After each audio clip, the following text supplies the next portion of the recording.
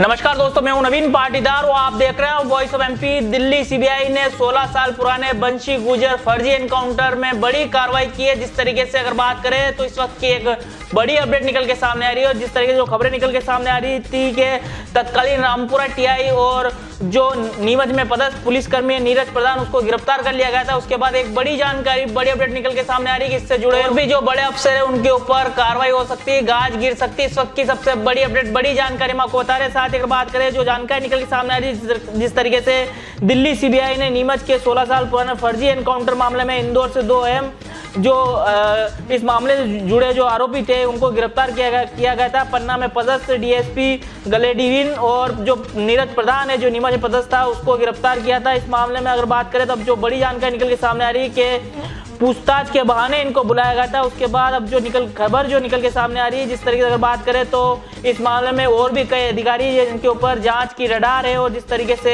SP Ved Prakash Sharma जो retire हो चुके हैं, वे इस वक्त बाबा रामदेव की कंपनी का काम देख रहे हैं, उनके ऊपर भी जो है कार्रवाई के संकट के बादल मंडराते हुए दिख रहे हैं। साथ ही अनिल पाटीदार बताए जा रहे हैं जो बड़वानी में एडिशनल एसपी हैं, उनके ऊपर भी संकट के बादल है। विवेक गुप्ता जो पीतमपुर सीएसपी है, उसके साथ अगर बात करें तो उस समय एसआई थे मुख्तार कुरैशी एसीपी है भोपाल में, उनके ऊपर भी कार्रवाई के संकट के बादल जो है मंडराते हुए दिख रहे हैं। इस वक्त की सबसे बड़ी अपडेट में आपको बता रहे हैं किस तरीके से 2019 में 7 फरवरी को नीमच में कुख्यात जो तस्कर था बंशी गुर्जर, उसका एनकाउंटर किया गया था और दावा किया गया था कि उसका एनकाउंटर कर देगा। लेकिन जिस तरीके से साल 2012 में वे उज्जैन में जिंदा मिला था, उसके बाद ये पूरा मामला सुर्खियों में आया था और किस तरीके से फर्जी एनकाउंटर की कहानी रची गई थी इस मामले में। जो जिस तरीके से सीबीआई में मामला पहुंचा था, उसके बाद इस वक्त की सबसे बड़ी अपडेट मैं आपको बता रहे हैं कि इस मामले में अब जो और भी जो अधिकारी है वे नप सकते हैं। इस वक्त की ये सबसे बड़ी अपडेट, बड़ी जानकारी है। बिरबल, हमारे महल की ये क्या बुरी हालत हो रखी है। इंस्पेक्टर साहब, यही है वो दरिंदा जिसने हमें दीवार में जिंदा चुनवा दिया था। गिरफ्तार कर लीजिए इन्हें। अनार करे तुमको तो मैंने जिंदा दीवार में चुनवा दिया था, तुम बाहर कैसे आई?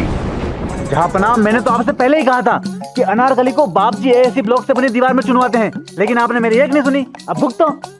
बाप जी एएससी सीमेंट ब्लॉक्स, इसमें ना सीमेंट और रेत की जरूरत होती है, ना ही तराई करने की झंझट। लाल ईंटों के मुकाबले ये ज्यादा मजबूत, किफायती और फायदेमंद है, क्योंकि वाटर प्रूफ के साथ साथ ये साउंड प्रूफ भी है।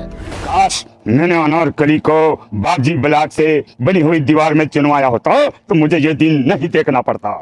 आप जहांपना जैसी मूर्खता न करें। अपने घर, भवन या मकान को बाप जी एएससी ब्लॉक से ही बनवाएं। बाप जी एएससी ब्लॉक्स, स्टील से मजबूती।